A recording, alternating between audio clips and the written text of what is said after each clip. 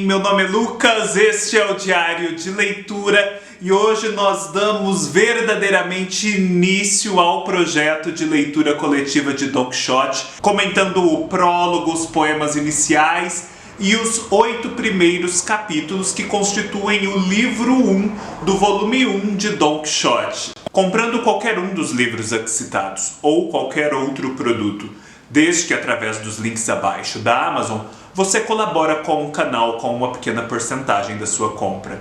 Agradeço desde já a todos que têm colaborado. É com muita alegria que eu venho então dar início verdadeiramente a esse projeto, já comentando o livro propriamente dito, tendo pressuposto que muitos de vocês que aderiram a essa empreitada já fizeram a leitura também. E é muito interessante notar que nós começamos esse projeto agora no dia 11 de julho, falando sobre Don Quixote, mas provavelmente já o lemos desde o dia 1º. E Don Quixote, não sei se vocês perceberam, ele sai para a sua primeira jornada como cavaleiro andante justamente no mês de julho. No caso dele, no verão europeu, num dos dias mais quentes daquele mês. Não pude deixar de notar essa coincidência e só considero que ela confirma a oportunidade deste projeto. O Don Quixote, como vocês devem saber, nas várias edições em que vocês devem estar lendo, eu particularmente decidi ficar com a edição da Penguin Companhia por considerá-la mais fluida, enfim, estava funcionando melhor para mim. Ele não começa do começo, ou seja, antes do capítulo 1 propriamente dito, há algumas recomendações, algumas autorizações oficiais em alguns livros do governo da época, da Inquisição. Nesta edição da Penguin Companhia particularmente não tem tudo isso. Há uma certa síntese aqui em relação a esses aspectos e inclusive o próprio tradutor explica isso no começo do livro.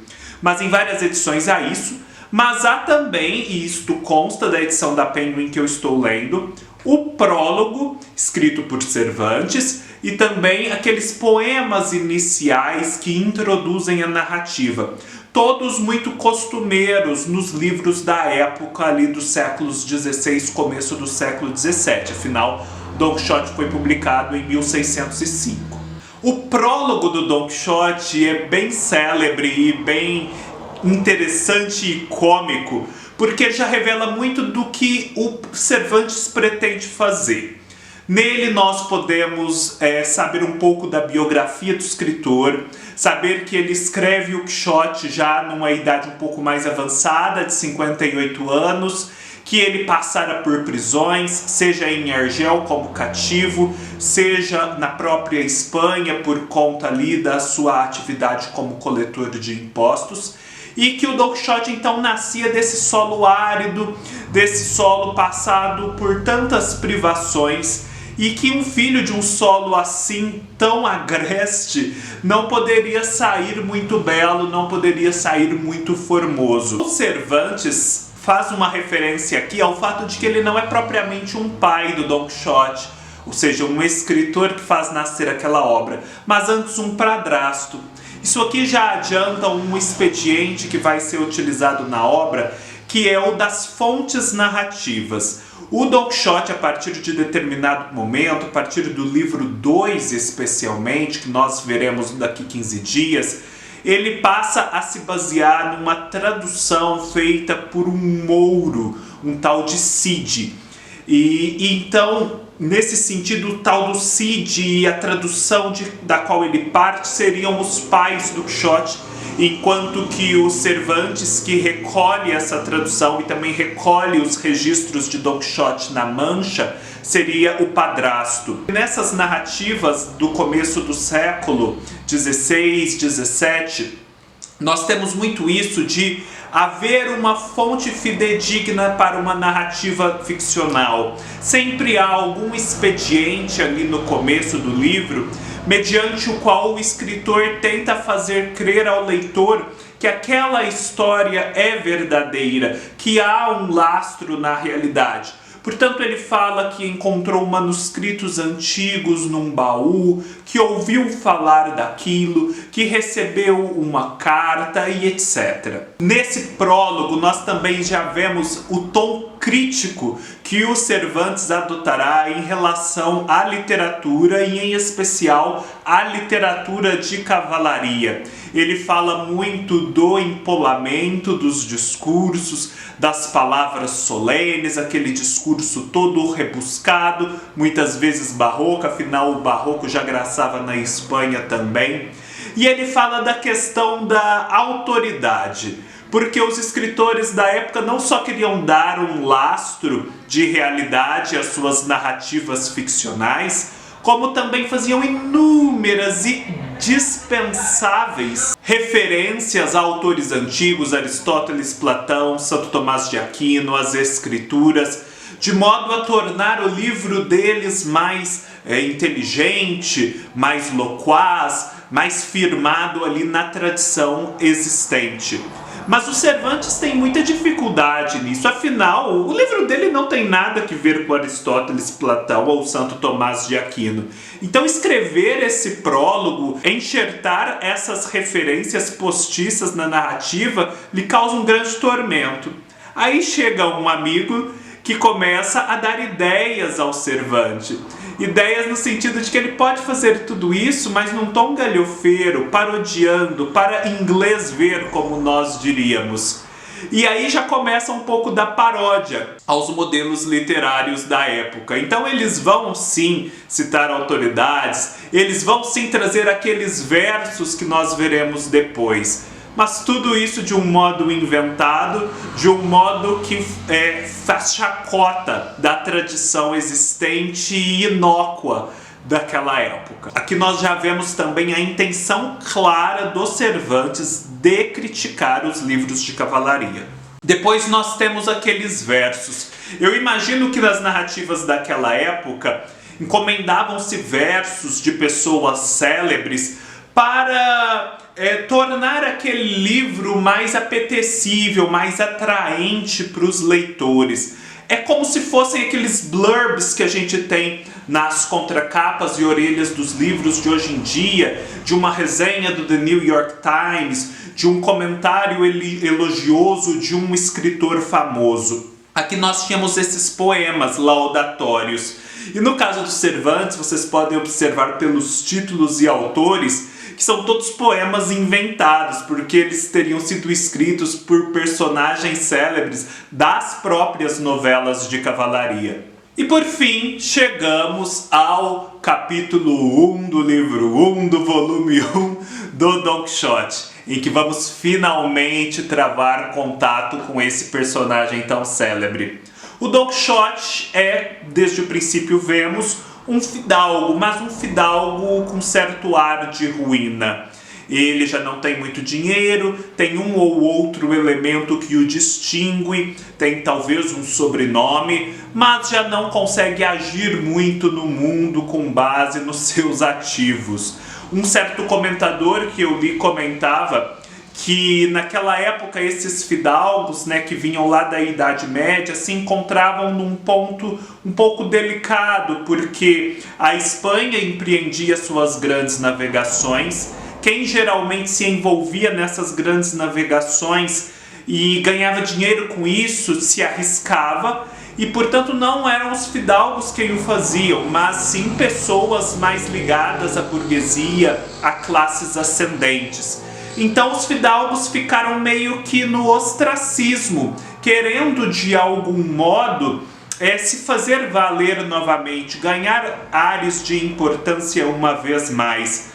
E nesse sentido, talvez, a filiação do Don Quixote às novelas de cavalaria, esse seu atavismo por esse gênero literário, seria uma forma de se agarrar às glórias daquela classe social vindas do passado. O Don Quixote, então, é esse personagem meio arruinado, meio magro, meio caquético, que leu os livros de cavalaria. E tanto leu aqueles livros de feitos heróicos, de geografias imaginárias, de ambientes e personagens mágicos, que passou a acreditar que, de fato, tudo aquilo existira, e tudo aquilo não era apenas fantasia, mas sim realidade.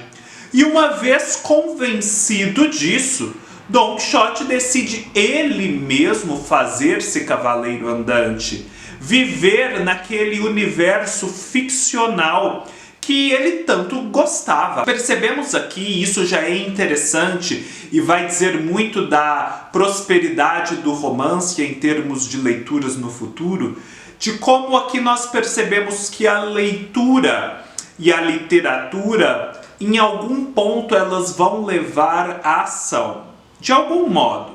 E nisso está o poder transformador e a influência que a literatura exerce na realidade.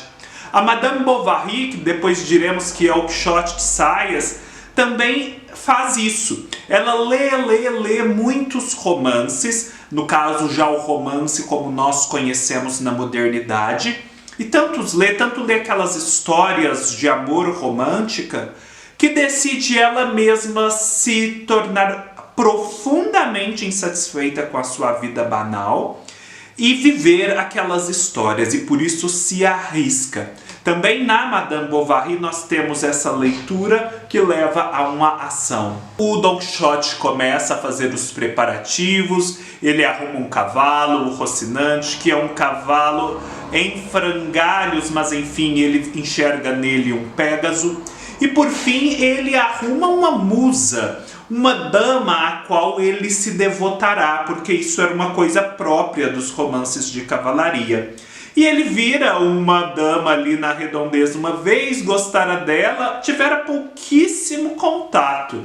Mas enfim, ele decide que ela será a sua dama de devoção e lhe dá o nome de Dulcinea del Toboso. Assim como já dera a si próprio antes o nome de Dom Quixote de La Mancha, porque é importante essa referência à localidade de origem, assim como, por exemplo, tínhamos antes o Amadis de Gaula, o Amadis de Grécia e por aí vai. Quando o Don Quixote cria para si a Dulcinea enquanto dama, ele está envolvido na própria viagem, digamos assim, mas ao mesmo tempo ele tem uma certa noção, e a gente percebe isso, que ele está criando a sua própria realidade, que ele precisa adequar o mundo à sua fantasia. Então é como se ele não estivesse completamente louco, mas quisesse deliberadamente entrar num universo paralelo,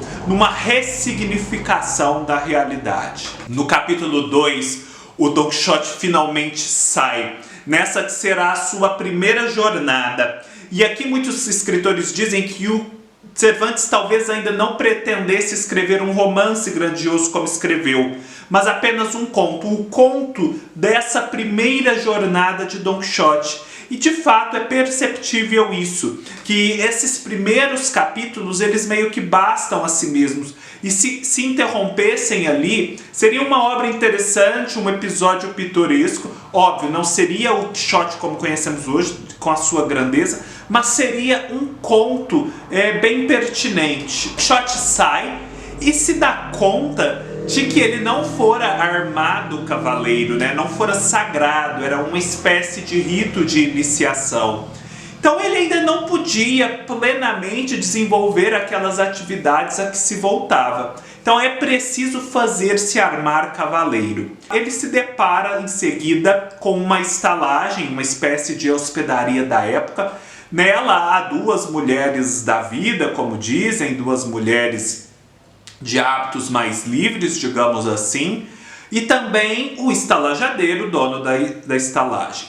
Mas o que o Don Quixote vê não é isso, não é essa realidade pedestre do dia a dia das suas redondezas.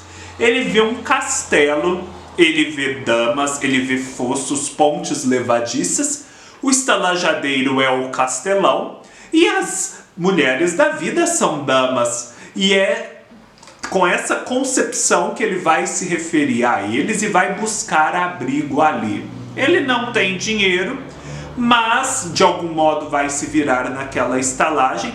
E como ele está todo composto com uma armadura toda mal feita, e esse elmo que ele usa e a viseira são especialmente problemáticos, quando ele vai comer e beber é como se eles tivessem que transportar essa comida através de um canudo, porque ele não conseguia tirar aquele elmo e aquela viseira de um modo prático.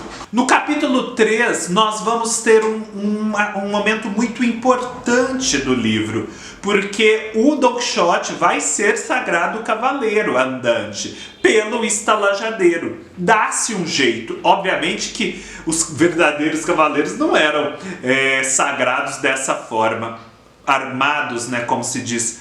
Mas enfim, vai se dar um jeito. O estalajadeiro percebe que ele é meio doido, porém, como ele é muito inteligente, esse estalajadeiro, ele percebe que ele vai ter que conversar com o Quixote na linguagem do próprio Quixote. E por isso começa a perguntar sobre o dinheiro, os mantimentos, remédios, roupas, todos aqueles aspectos que os escritores de literatura fantástica deixam de mencionar, mas que devem estar pressupostos para que, por exemplo, o cavaleiro andante possa sobreviver. Afinal, com que o cavaleiro andante paga as suas contas? Com o que ele se sustenta? O que ele come? Onde ele dorme? Como ele faz quando ele é ferido? Que remédios ele usa? Quando suas roupas se rasgam, quais são as roupas que vão substituir aquelas? O estalajadeiro, então, entra na viagem do Quixote para poder fazê-lo perceber esses pontos de inverossimilhança dos romances de cavalaria e mostrar para o Quixote que, se ele até quer ser um cavaleiro andante, é preciso se atentar para esses pontos, que eles não vão se resolver sozinhos. E é interessante porque o Quixote, uma vez que o estalajadeiro fala na sua própria língua, se mostra permeável à argumentação. Tanto é assim que, de fato, ele depois vai voltar para casa a fim de buscar esses recursos, esses instrumentos. E outro ponto que eu considero interessantíssimo. De fato, o estalajadeiro representa aqui essa questão da iniciação do Don Quixote, porque ser armado cavaleiro é um rito de iniciação. Pressupõe-se então que você sai ali de um estágio de aprendiz, um neófito, para alguém que domina mais uma arte, um saber. E se o estalajadeiro desempenha esse papel de armá-lo cavaleiro, é porque ele detém conhecimentos, uma superioridade em relação ao Quixote. E de fato isso acontece, porque ele vai influenciá-lo, vai instruí-lo, ainda que ali naquela brincadeira meio mal ajambrada, e o Quixote vai ouvi-lo. O Quixote é armado cavaleiro ali numa cerimônia toda arranjada, toda louca, insólita. E ali ele estava velando as suas armas, né, num poço, quando chega um tropeiro para dar água para sua mula. E ali dá uma mexida nas armas do Quixote, o Quixote fica furioso. Nós temos aqui, portanto, também a primeira batalha do Don Quixote contra esse tropeiro. E é interessante notar como o Quixote, apesar de louco, apesar de frágil, é alguém de um destemor inigualável. Não lhe falta coragem.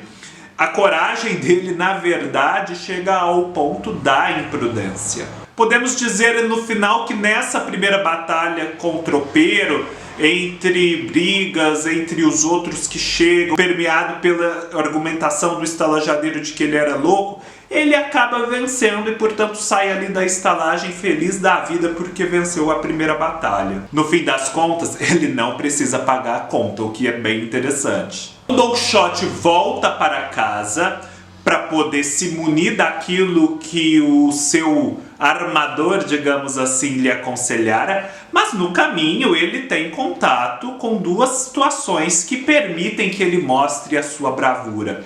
Primeiro, ele encontra um senhor que está castigando o seu servo severamente. Ele faz cessar aquela situação. Aparentemente, ele consegue sanar aquela injustiça. Porém, ele resolve tudo de um tal modo que o sucesso daquilo fica dependendo da lealdade do senhor ao fazer o juramento de que não maltrataria o servo, de que lhe aplicaria a justiça. Porém, aquele senhor não está nem aí para juramentos, não está nem aí para essa honra cavaleiresca. E basta então que o Quixote saia para que ele vire tudo de pernas para o ar e continue batendo no seu servo. Na sequência, o Don Quixote encontra alguns mercadores. De repente ele decide que esses mercadores precisam prestar uma homenagem a Dulcinea del Toboso. Eles começam a argumentar com o Quixote, afinal nem conhecem essa Dulcinea, quem é ela, por que eles têm que fazer isso? O Quixote acredita que eles têm que fazer isso por uma questão de fé. É como se Dulcinea fosse uma verdadeira divindade. Então não teria valor prestar a ela homenagem se você a visse, porque daí ela seria tão irresistivelmente adorável que, enfim, é uma quase consequência necessária adorá-la. Mas se você não a conhece, se você só acredita por ouvir dizer nas suas virtudes, aí sim o seu louvor tem muito mais valor. Como se fosse uma divindade mesmo. Isso não dá muito certo, o Don Quixote acaba apanhando pra caramba e cai ele e o Rocinante pelo caminho. Nesse meio tempo, um vizinho ali do Don Quixote, um camponês, passa, vê ele naquela situação lamentável, pergunta o que está acontecendo. O Don Quixote faz toda uma explicação fantástica para o que acontece e não vê o vizinho como um vizinho, mas sim como um personagem de uma das novelas de cavalaria que, por sua vez, também ajuda um cavaleiro ferido.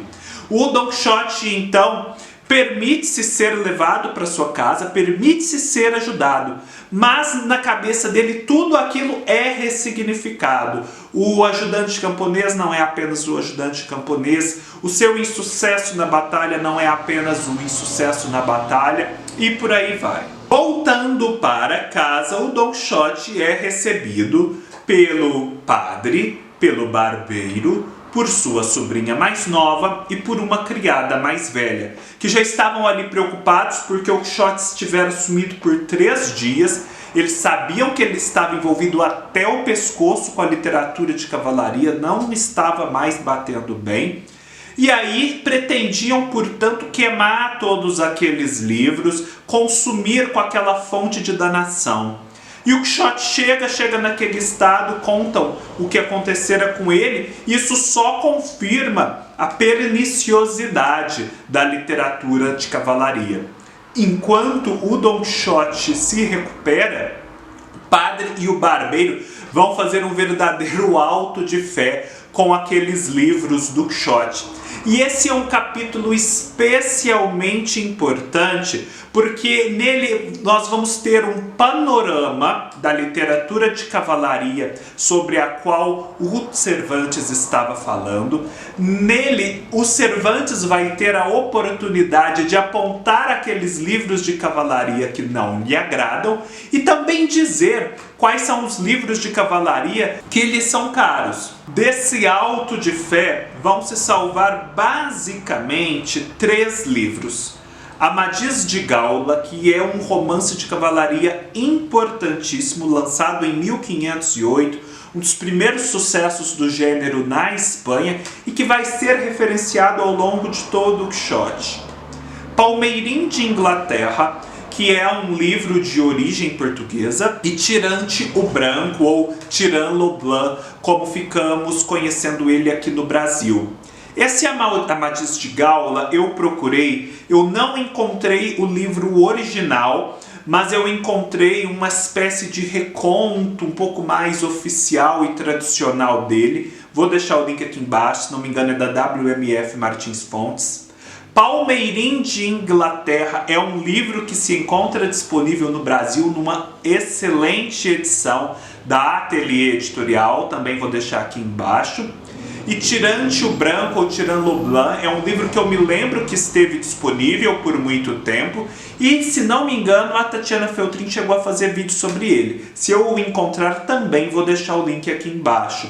mas eu posso dizer que eu tenho muita vontade de ler esses livros de cavalaria, agora lendo o Quixote, principalmente esse Amadís de Gaula. Aqui também é curioso notar que o Cervantes vai fazer uma autorreferência, tanto a si quanto a um livro que ele lançara antes do Quixote, um livro de feitio pastoril, que é a Galatea. E ele não só vai fazer referência a si, como também vai prometer uma segunda parte da Galatea, ou seja, o Cervantes insere aqui um merchan da sua própria obra, e nisso ele já é muito moderno. Outra questão literária que aparece aqui é a crítica que eles fazem, né, através do Barbeiro e do Padre, às traduções de poesia. Quando eles mencionam o Orlando Furioso, do Ludovico Ariosto, uma importantíssima obra do gênero, feita em versos, eles falam que não dá para ter aquilo em espanhol, aquilo deve estar no original italiano,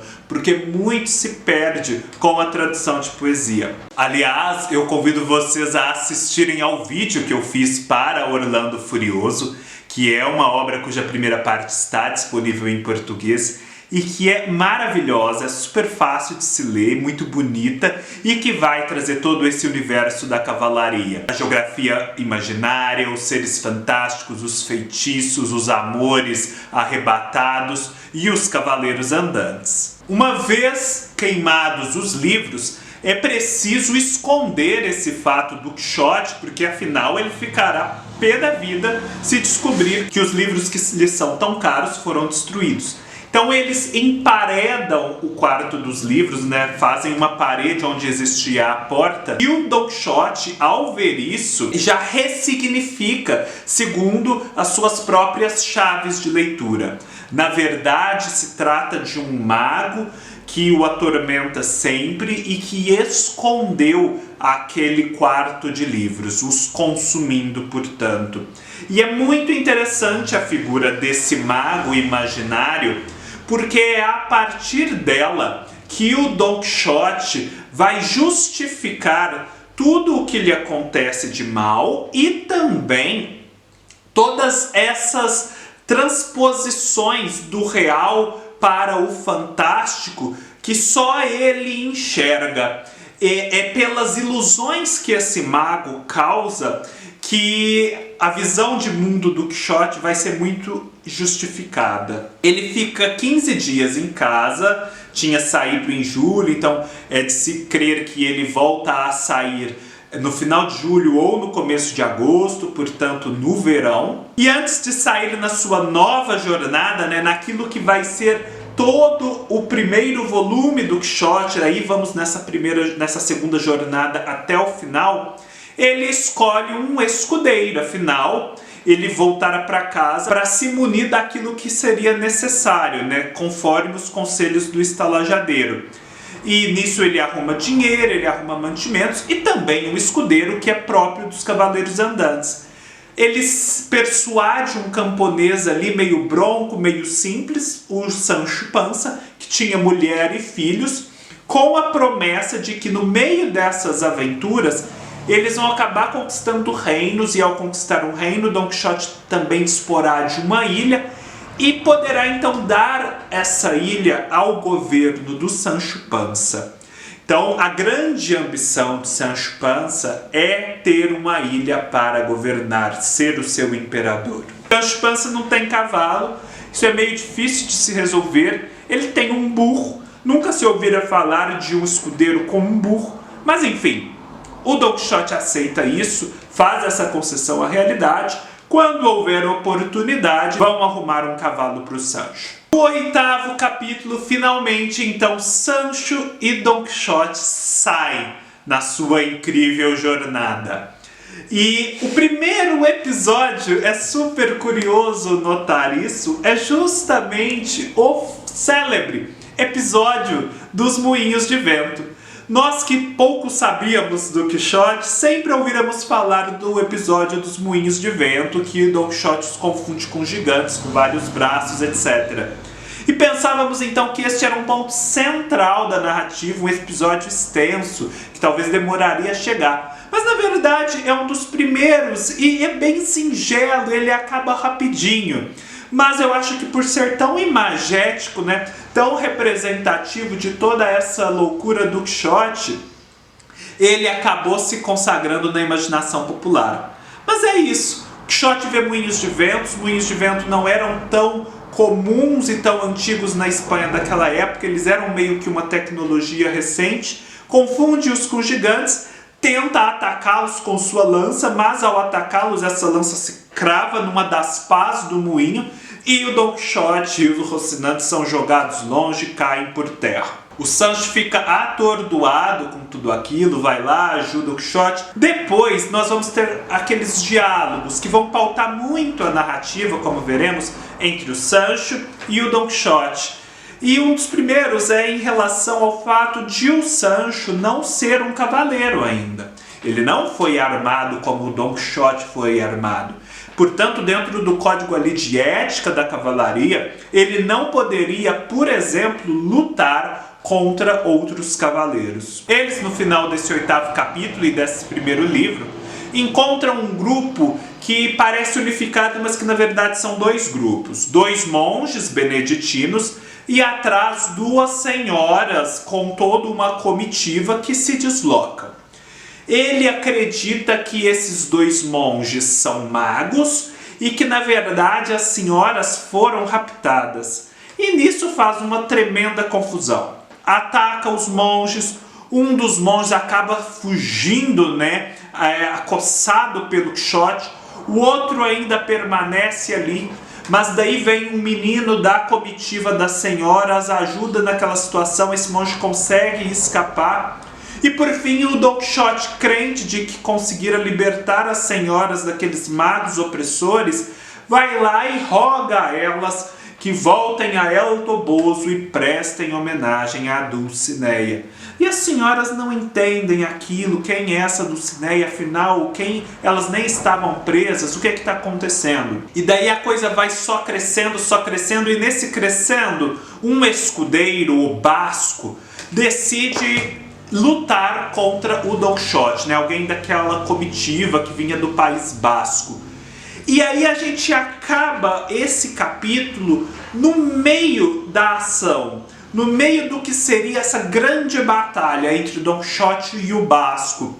E a gente termina assim num suspense, porque ali terminam as fontes tradicionais da Mancha a que o Cervantes tinha acesso. Elas param por ali o conto do Quixote, e a partir daquele momento o Cervantes vai ter que buscar em outras fontes a continuidade da história do Quixote. E é no segundo livro, que nós comentaremos daqui a 15 dias, em que descobriremos quais fontes são essas e, portanto, qual é o desfecho dessa batalha entre Don Quixote e o Basco. É isso, pessoal, espero que tenham gostado deste primeiro vídeo. Não deixem de assistir ao vídeo que eu fiz na semana passada sobre por que ler Don Quixote é importante, em que eu contei também um pouco mais da vida do Cervantes, que é super interessante.